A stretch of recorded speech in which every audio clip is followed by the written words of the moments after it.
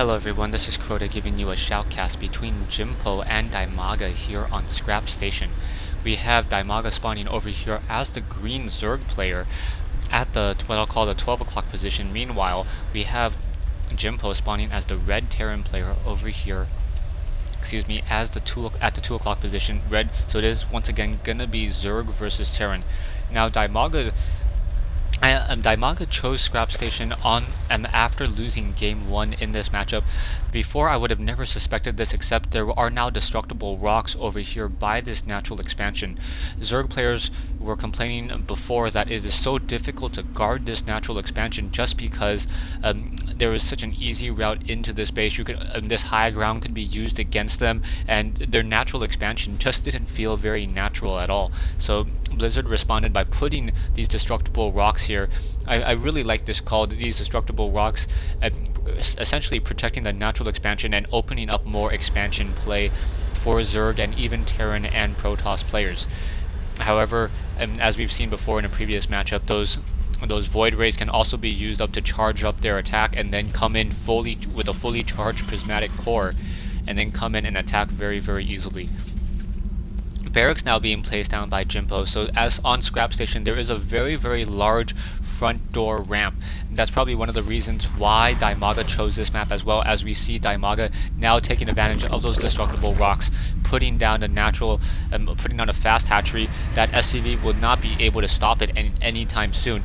He, however, will be able to see that it is going to be a fast hatchery, as he does not see a spawning pool laid down just quite yet. So the timing on that lets him know that yes, the hatchery is in fact down, and he's going to have to deal with that hatchery. So there is that hatchery. Now SCV going to go ahead and head back up, as that spawning pool has now been placed down as well. So the timing there, just a little bit of a delay for that hatchery, and for that spawning pool.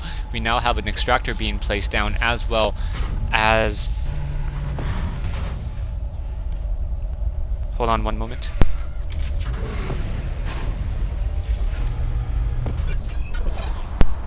Alright, sorry about that. Now we have Reaper play coming in from Jimpo. So Jimpo now, I'm gonna go ahead and try to do some harassment over here. I don't see any bunker being placed down, so that's a little bit of a strange positioning. And now DIMAGA probably gonna go ahead and drop down a spawning, or try to drop down a spine crawler the moment that creep is ready.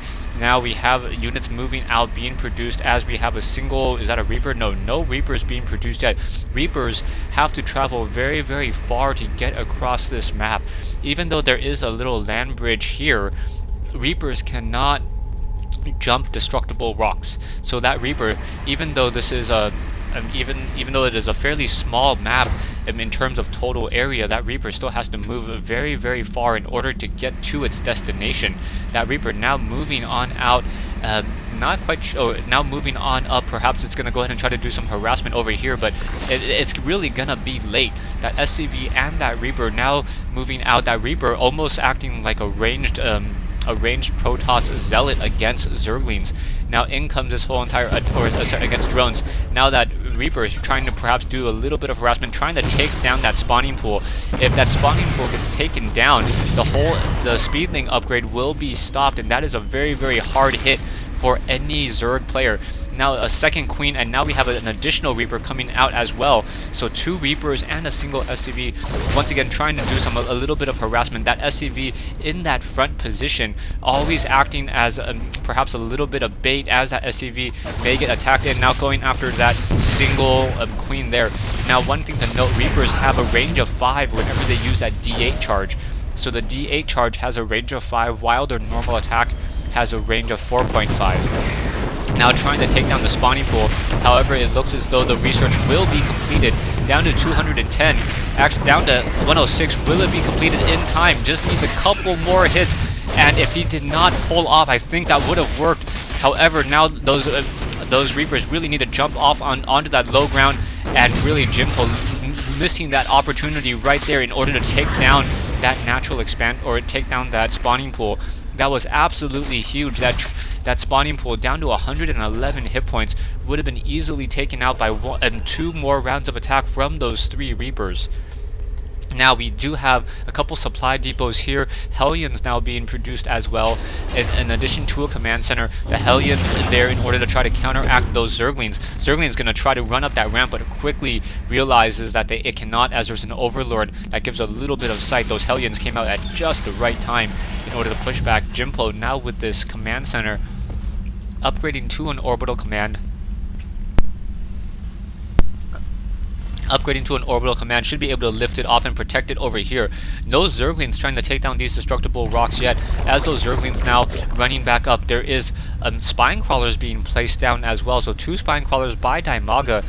Not exactly sure why those spine crawlers are there. I know it's there for defense, but I think it could have been better positioned or better used, as Hellions are going to probably try to just come in around here. Perhaps he's concerned about a run by from those Hellions, as those Hellions do have a fairly fast movement speed, moving at a fast rate, or a very fast rate, so able to keep up with those Zerglings. So those Hellions now moving on out. 6 Hellions, no Infernal Pre-Igniter, however.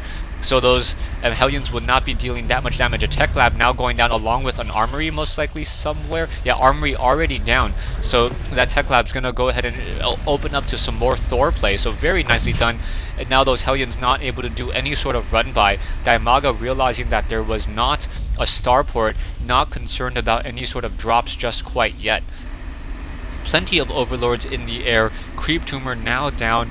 But those Overlords, DIMAGA really likes to use those Overlords a lot and just try to spread them out like a good Zerg player should.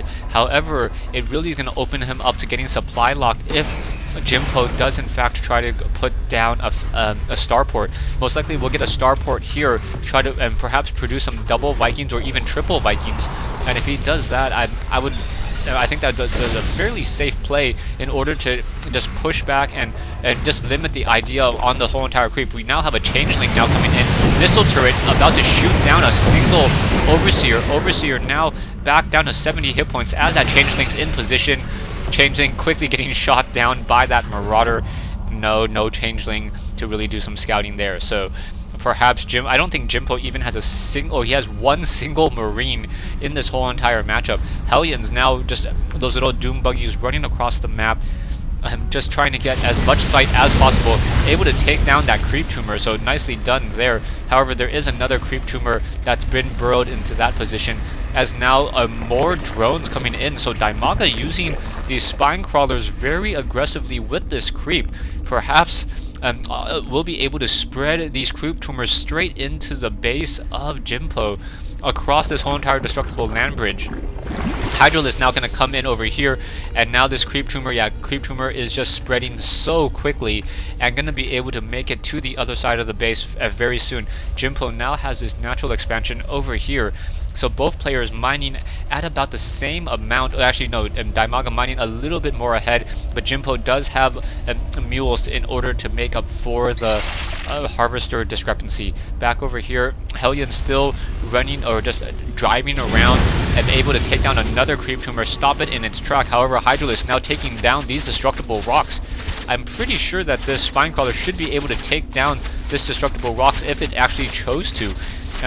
Main base, army-wise, we now have a single Thor, and I do not think that Jimpo will be able to reach the critical mass necessary in order to fend off this attack anytime soon. There is such a large army of Hydralisk and Zerglings. However, we are now getting the level 1 weapon upgrades, and those spine crawlers now moving into position as well. So those spine crawlers should perhaps move over here, and now with that Thor gonna be able to see that creep, he's gonna have to respond very shortly. However, Thor is now coming in and able to take down that one, and now those spine crawlers now as they're rooting themselves. Zergling's getting toasted as well. More units pushing through. DIMAGA trying to fight back, and now one of those spine crawlers has been completed, has been rooted down. Are we going to get some transfusions down? Queen's now perhaps offering a little bit of healing. Yeah, there we go, 2 transfusions. So this is a spine crawler rush with transfusions, and so the Queen now coming in to use these Creep Tumors, and those Queens are acting as medics in this whole entire fight. DIMAGA, for some reason, not rooting this single unit here. That spine crawler with a range of 7 has a fairly strong attack, or fairly large attack, equal to the distance of a Thor's hammer. So now continuing to push in. Hydralisk now trying to push on in as well. So these Sprine Crawlers just continually moving up. Stay tuned for part 2 of this replay between DIMAGA and Jimpo here on Scrap Station.